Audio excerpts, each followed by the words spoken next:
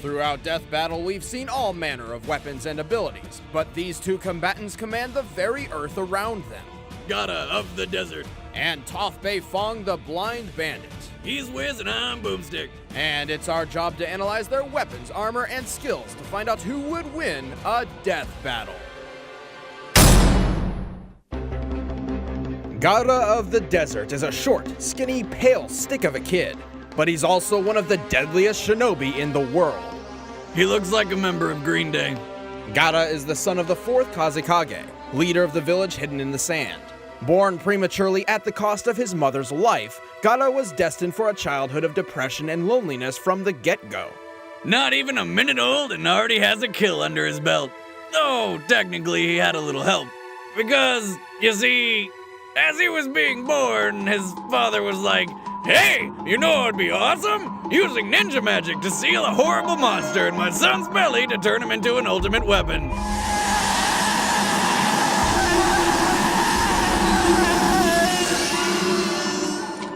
The process was successful, and Gaara became a Jinchuriki, human beings who have powerful tailed beasts trapped within them. Gaara's beast was Shukaku, a giant tanuki with power over sand. Oh, I want a tanuki as a pet. They're so fluffy and adorable, you just want to hug. Holy shit, what is that? Shukaku loathed humanity, and at first, Gaara had difficulty controlling the monster's rage, accidentally hurting others. As such, he was shunned by his own people, forced to live a secluded life.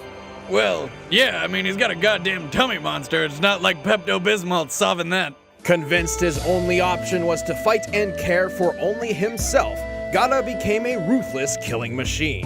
But it's not all bad. Having a digestive desert demon gives him control over all things sand. He can wield it as a weapon using his mind to trap and crush his foes. Oh, and he can also use it to frickin' fly. How the hell does that work? He can mentally adjust the density of his sand, whether it needs to be lighter than air or stronger than steel. He can even use it to stop bombs powerful enough to wipe out an entire village. He can control any sand in his vicinity using his chakra, a spiritual energy shinobi access for superhuman abilities, such as walking up a tree. This guy is like the ultimate emo kid. But I'm not gonna give him too much crap, because he can use existing sand to crush the ground around him for even more sand. So he's never without easy access to ammo. Despite this, he still carries a gigantic gourd of sand on his back. It's huge. You'd think that'd be hard on his spine. Interestingly enough, its unique shape and size is a reference to how in Japanese folklore, tanukis were considered to be so well endowed they'd have to sling their testicles over their shoulders. Awesome. But the thing is, Gaara's gourd is not carrying any ordinary testicles. Sand. Gaara has infused his own chakra into the gourd sand. This directly links it to Gaara, making it much easier for him to control. He's so skilled with it, he can even forge weapons from it, bury people underground, or send it into another person's bloodstream and control them like some sort of puppet. Talk about an itch you're not gonna scratch. Also, Gaara eventually battled and defeated his own father, who happened to be a zombie at the time. His father used a magnetic release ability to control gold dust, much like Gaara does sand. Even though he can't do the zombie dad magnet thing, Gaara added gold dust to his gourd sand anyway, giving him more control over its weight. But wait, there's more. With her dying breath, Gaara's mother somehow imparted her own power into this sand. It became living sand, an extension of her will, determined to follow and protect Gaara. It will spring from the gourd to defend him from any danger, regardless of risk and without command. This absolute defensive technique is called the Absolute Defense. Pretty good name, really. Gaara's sand is so dense and fast, only someone who can move nearly the speed of sound can pass it. Gaara can also use everyday sand to create defenses such as his sand armor, which encases him in a shell to soften blows. Unlike his automatic absolute defense, the sand armor is self-created and requires a large amount of his chakra to maintain. Gaara's skill with sand is only limited by how much chakra he's got left in his system. After running low, he could tag out and give Shukaku a turn fighting, until a group of crazy people literally pulled the sand monster from his body for good. That must have hurt. It's gotta be like twice as bad as the night after Chipotle. He died. Oh, the same then. Turns out losing Shukaku was actually a blessing in disguise. After being resurrected, Gaara spent some time reevaluating his emotional roller coaster of a life. Inspired by Naruto Uzumaki, he began to truly understand compassion. His attitude changed, his people began supporting him. He even commanded the allied shinobi forces during the Fourth Great Shinobi War. And, like his late father, Gaara also became... A zombie? Kazekage. Damn! Well, even non-zombie and missing Shukaku, Gaara still retained his powerful chakra and skill over sand. In their fight, Gaara was so powerful, his father mistook him for Shukaku itself, despite the sand monster being long gone. Gaara is stronger and smarter than ever, all thanks to his mother's love. I miss Mama Boomstick. Few can withstand the overwhelming power of this Sand Shinobi.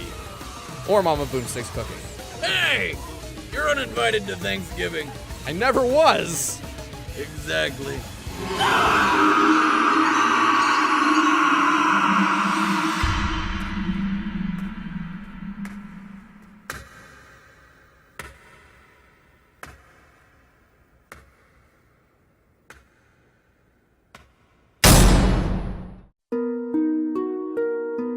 As the only child of the wealthy Beifong family, Toph was kept a secret from the rest of the world.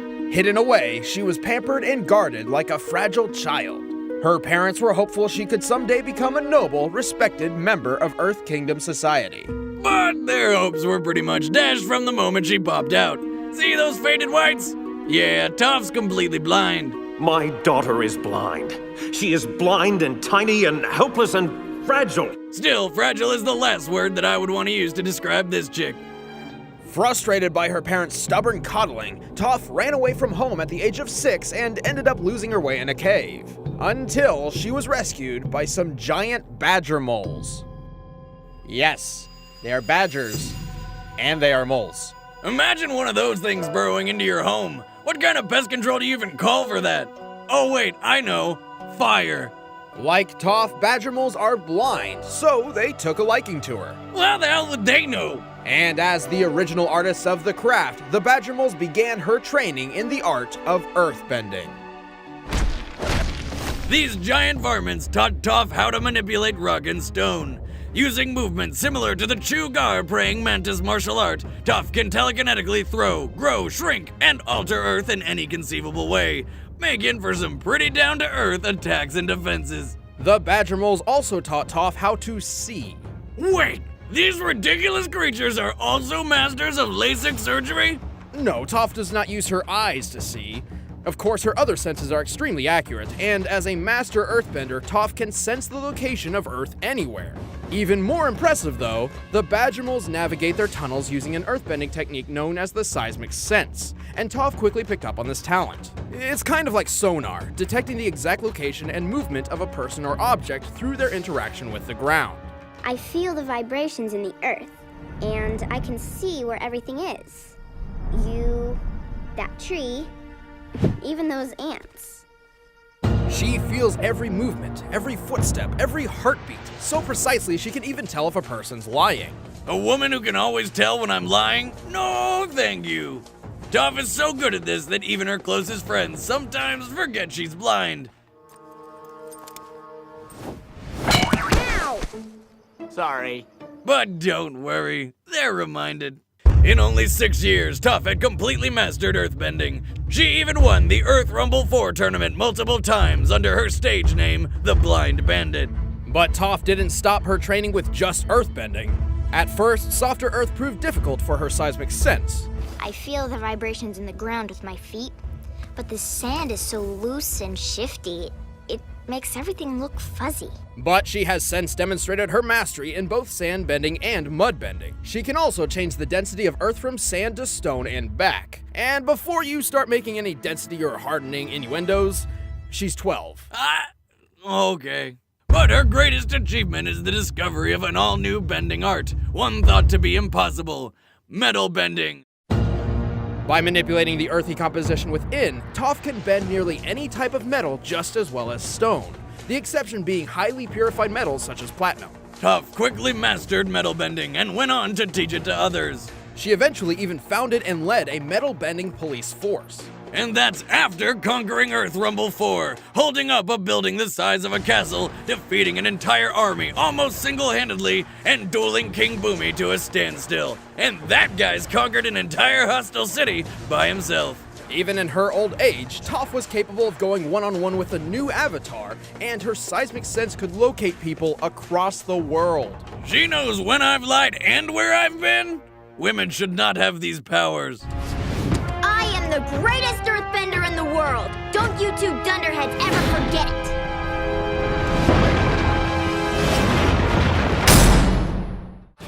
All right, the combatants are set. Let's end this debate once and for all. It's time for a death battle!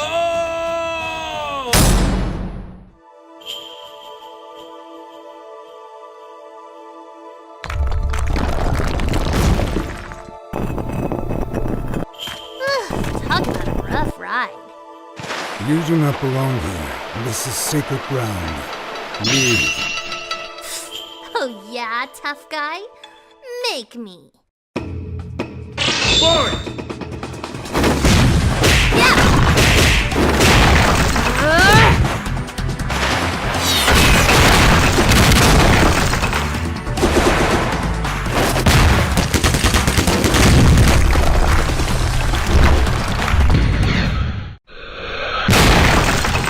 Interesting. She commands stone as fluently as I control sand. By the way, I can tell you're using your sand to smash up the ground underneath us for more ammo. Pretty smart for a sandbag. Too bad I'm gonna kick your butt before you can use any of it.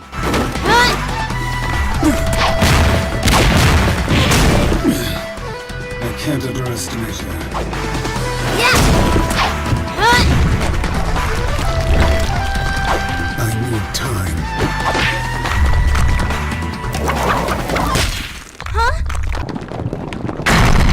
Whoa!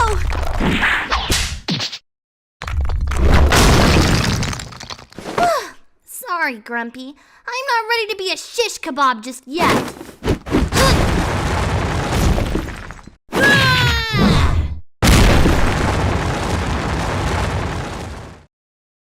Come on! Are you really that scared of a little blind girl? I'm touched.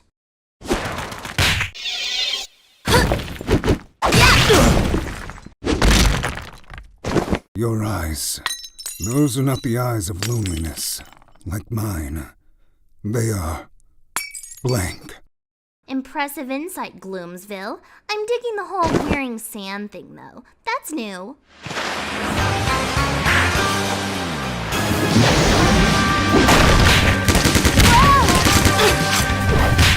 Hey, no fair! You need your arms to control the earth.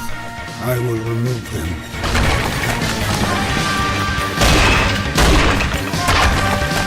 Dream on, creep! It'll take a lot more sand than that to take me down. That's the plan.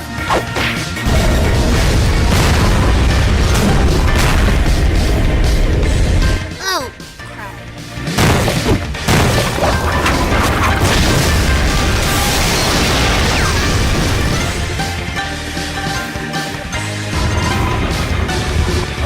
Sun coffin. Sun burial.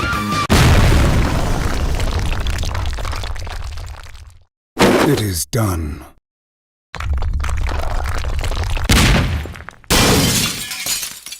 Jeez, I almost felt that. That's impossible. You kidding? Pay attention, Sandy. I'm about to school you.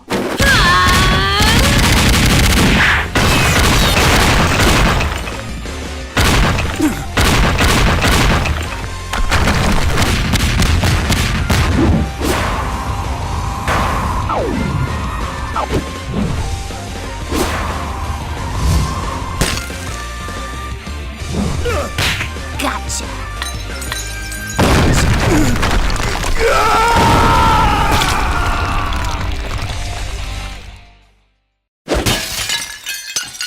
That's how it's done.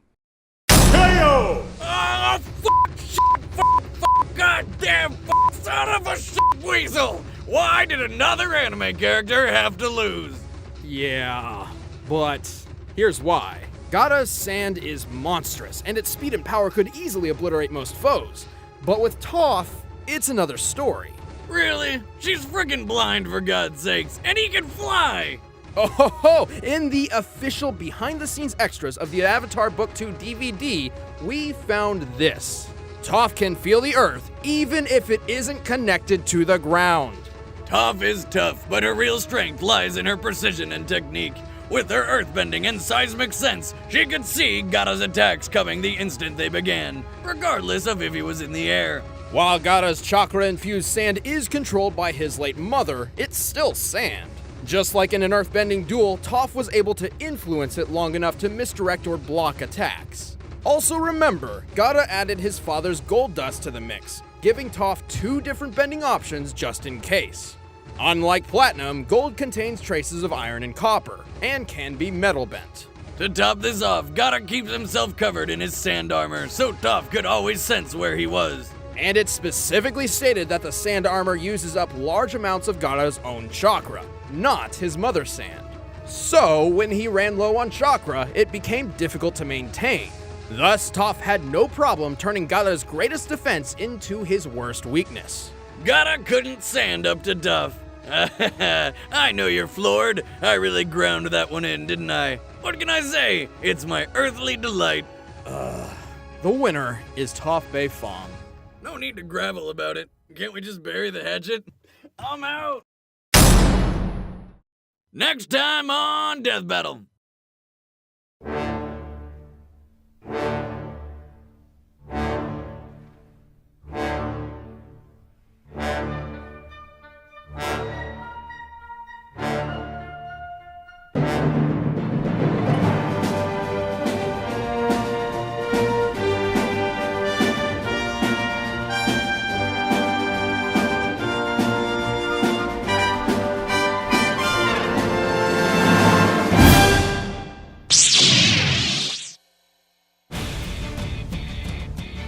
If you guys enjoyed the episode, please like, share it with your friends, argue, and subscribe. It really helps us out.